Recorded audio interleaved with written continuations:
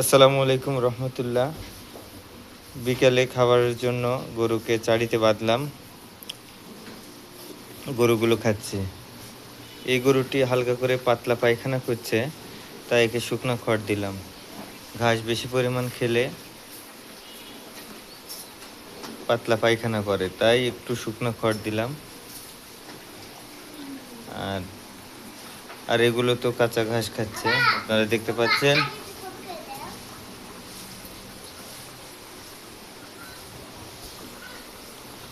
আর হঠাৎ করে 2-3 দিন থেকে এই গরুটি একটু কম খাচ্ছে, জানি না কি কারণে। জ্বরও নেই, আবার জাউরও কাটতেছে ঠিক মতন, কিন্তু ঘাস খেতে চাচ্ছে না, পেটে কিছু নেই। হঠাৎ করে কম খাওয়া ধরছে, এখন গরম লাগছে কিনা বুঝতে পারছি না।